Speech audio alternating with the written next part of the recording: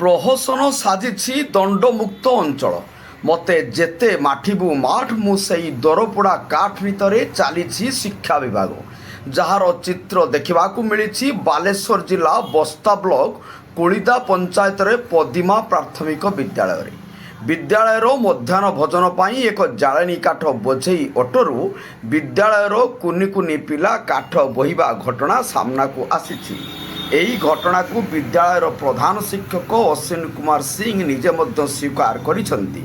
କେବଳ ସେତିକି ନୁହେଁ, ନିଜେ ପ୍ରଧାନ ଶିକ୍ଷକ ସ୍କୁଲରେ ପାଠ ପଢ଼ାଇବା ବଦଳରେ ମୋବାଇଲରେ ବ୍ୟସ୍ତ ରହିବା ଓ ୟୁନିଫର୍ମ ପିନ୍ଧିନଥିବା ଦେଖିବାକୁ ମିଳିଛି, ଯାହାକି ତାଙ୍କର ଇଚ୍ଛା ଓ ମନମାନିର ବିଦ୍ୟାଳୟ ଚାଲିଛି ବୋଲି ଏଥିରୁ ସ୍ପଷ୍ଟ ପ୍ରମାଣିତ ହୁଏ। ବର୍ତ୍ତମାନର ଶିକ୍ଷାନୀତି ଓ ଶିକ୍ଷା ବ୍ୟବସ୍ଥା ଅନୁଯାୟୀ ପ୍ରତ୍ୟେକ ବିଦ୍ୟାଳୟ ହେଉଛି ଦଣ୍ଡମୁକ୍ତ ଅଞ୍ଚଳ। ବର୍ତ୍ତମାନର ଶିକ୍ଷାନୀତି ଓ ଶିକ୍ଷା ବ୍ୟବସ୍ଥା ଅନୁଯାୟୀ ପ୍ରତ୍ୟେକ ବିଦ୍ୟାଳୟ ହେଉଛି ଦଣ୍ଡମୁକ୍ତ ଅଞ୍ଚଳ। ବିଦ୍ୟାଳୟ ପାଠପଢ଼ା ପ୍ରତି ଛାତ୍ରଛାତ୍ରୀଙ୍କ ଭୟ ରହିବ ନାହିଁ, ବରଂ ଆକୃଷ୍ଟ ହୋଇ ଖୁସି ହୋଇ ପାଠ ପଢ଼ିବାକୁ ଆସିବେ। ସେଥିପାଇଁ ପ୍ରତ୍ୟେକ ବିଦ୍ୟାଳୟକୁ ଦଣ୍ଡମୁକ୍ତ ଅଞ୍ଚଳ ଘୋଷଣା କରିବା ସହିତ ବିଦ୍ୟାଳୟ କାନ୍ଥରେ ଦଣ୍ଡମୁକ୍ତ ଅଞ୍ଚଳ ବୋଲି ଲେଖାଯାଇଛି। ତେବେ ଏହି ଦଣ୍ଡମୁକ୍ତ ଅଞ୍ଚଳର ଘୋଷଣା କାଗଜପତ୍ରରେ ସୀମିତ ରହିଯାଉଛି ବୋଲି ଏଠାରେ ମନେ ହୁଏ। କୌଣସି ପରିସ୍ଥିତିରେ ଛାତ୍ରଛାତ୍ରୀଙ୍କୁ ଶ୍ରମ କାର୍ଯ୍ୟରେ ନିୟୋଜିତ କରାଯାଇପାରିବ ନାହିଁ ବୋଲି ବିଭାଗୀୟ ନିର୍ଦ୍ଦେଶ ରହିଥିଲେ ବି ସରକାର, ପ୍ରଶାସନ, ଶିକ୍ଷା ବିଭାଗ ଏପରିକି ଶିଶୁ ସୁରକ୍ଷା ବିଭାଗର ଉଦାସୀନତା ପାଇଁ ଏହି ନିୟମ କାର୍ଯ୍ୟକାରୀ ହେବା ବଦଳରେ ଏକ ପ୍ରକାର ପ୍ରହସନରେ ପରିଣତ ହୋଇଛି।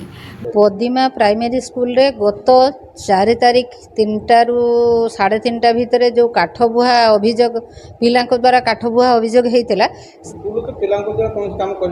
ନିଶ୍ଚୟ ଏଇଟା ପିଲାଙ୍କ ଦ୍ୱାରା କୌଣସି ପ୍ରକାର ଶାରୀରିକ ମାନସିକ କୌଣସି ପ୍ରକାର ଯେଉଁଗୁଡ଼ିକ ମାନେ ତାଙ୍କର ଦଣ୍ଡମୁକ୍ତ ଯେହେତୁ ବିଦ୍ୟାଳୟ, ତେଣୁ ଶାରୀରିକ ମାନସିକ ଚାପ ପଡ଼ୁଥିବା କୌଣସି କାର୍ଯ୍ୟ କରାଇବା କଥା ନୁହଁ।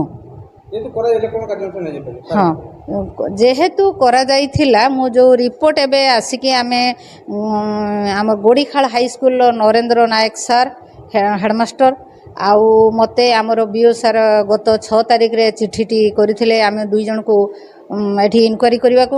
ଆମେ 2 ଜଣ ଯାକ ଏଠିକୁ ଆସିଥିଲୁ। ଏ କ୍ଲଷ୍ଟରର ସିଆର୍ସିସି ପୀତାମ୍ବର ବେହେରାଙ୍କୁ ମଧ୍ୟ ଆମେ ଡାକିଥିଲୁ। ଏଇଟା ତ ନିଶ୍ଚିତ ନିଆଯିବ। ମୁଁ ତ ଇନକ୍ୱାରି କରିବାକୁ ଆସିଛି। ଯେଉଁ ରିପୋର୍ଟ ମୁଁ ଏଠି ଦେଖିଲି ଏବଂ ଶୁଣିଲି, ସମସ୍ତଙ୍କ ପାଖରୁ ଯେଉଁ ଅନୁଧ୍ୟାନ କଲି, ଏଗୁଡ଼ିକ ଆମର ହାୟର ଅଥରିଟି ହେଉଛନ୍ତି ଆମର ବିଓ ସାର୍। ମୁଁ ମୋର ରିପୋର୍ଟ ତାଙ୍କ ପାଖରେ ଦାଖଲ କଲେ, ସିଏ ହେଉଛନ୍ତି ତାଙ୍କର ଆକର୍ଡ଼ିଂଲି ସିଏ ତାଙ୍କର ଯେଉଁ ପଦକ୍ଷେପ ନେବେ। ଅଶ୍ୱିନ କୁମାର ସିଂ, ପଦିମା ପ୍ରାଇମେରୀ ସ୍କୁଲରେ आज वीडियो शेयर से जाकर आप जानी थी। हाँ, वो कहीं की ड्रेस कोड पहनना এটা শর্ট ড্রেস, एटा ड्रेस গুজরাটি आपण एटा आपण यूनिफॉर्म যারা কে মারি না না এটা এমনিটা পকেট আছে আপনাদের তারপরে এটা জিন প্যান্ট পিনচନ୍ତି এটা यूनिफॉर्म যাও ব্ল্যাক স্যুট মানে ইউনিফর্ম, ব্ল্যাক মানে জিনটা यूनिफॉर्म যাଉଛି। हां एटा मो प्रश्न सुन अच्छा जो अभियोग आपण राति जो केला माने काठ बोलते कोन আছে। ହଁ ମୁଁ ଟିକେ କହି ଆସିଥିଲି ସରି ଟିକେ ନାଗି ପଡ଼ିଛି। ନାଗି ପଡ଼ିছিল କେତେ କୁଇଣ୍ଟାଲ କାଠ କହିଛନ୍ତି ପିଲାମାନେ? ଅଳ୍ପ ଥିଲା, ସେମାନେ ମୁଁ କିଣିଥିଲି 1.5 କୁଇଣ୍ଟାଲ ଏଠି ଗାଁରୁ। ଅଟୋବାଲା ତାଙ୍କୁ ନାଗିଥିଲେ, ତାର ପିଲାମାନେ ନାଗିଥିଲେ। ଆମେ ଦେଖୁ ସବୁ ପିଲା 30-40 ପିଲା ନିୟୋଜିତ ଥିଲେ। 6-7 ଜଣ ନାଗିଥିଲେ। ନା 6-7 ଜଣ ଆମେ ସେ ଭିଡ଼ିଓରେ ଭଲ ଭାବେ ଦେଖିଛୁ। ପିଲାଙ୍କର ଅନନ୍ୟ 30 ପିଲା ନିୟୋଜିତ ଥିଲେ। ସେତେବେଳେ ଏବଂ ଲାଗିଥିଲେ 3ଟା 15 ସେଟା କହିଛୁ 3ଟା 15 ଗୋଟେ କହିଛୁ ମିଟିଂ ସାର୍ ଡକା ହେଇଥିଲା। ମିଟିଂ ମେମ୍ବର ମାନେ ଆସିଲେ, ତାଙ୍କୁ ଆଜି ଯେମିତି ମିଟିଂ ହେଲା ଛୁଆଙ୍କୁ ସେ ବାହାରେ ରଖାହେଲା, ସେଠି ସେମିତି ପିଲାଙ୍କୁ ଛାଡ଼ି ମିଟିଂ ଡକା ହେଲା। ଯାହା ପାଇଁ ଦିନକୁ ଦିନ ଏଭଳି ମାମଲା କମିବା ବଦଳରେ କ୍ରମଶଃ ବୃଦ୍ଧି ପାଉଛି। ତେବେ ଘଟଣା ବାବଦରେ ଶିକ୍ଷା ବିଭାଗ ଜାଣିପାରି ବସ୍ତା ଗୋଷ୍ଠୀ ଶିକ୍ଷା ଅଧିକାରୀଙ୍କ ନିର୍ଦ୍ଦେଶ କ୍ରମେ ଏବିଓ ବାସନ୍ତୀ ପୃଷ୍ଟି, ସିଆର୍ସିସି ପୀତାମ୍ବର ବେହେରା, ଗୁଡ଼ିଖାଲ ଉଚ୍ଚ ବିଦ୍ୟାଳୟର ପ୍ରଧାନ ଶିକ୍ଷକ ନରେନ୍ଦ୍ର କୁମାର ନାୟକ ପ୍ରମୁଖ ଘଟଣାର ତଦନ୍ତ କରିଛନ୍ତି।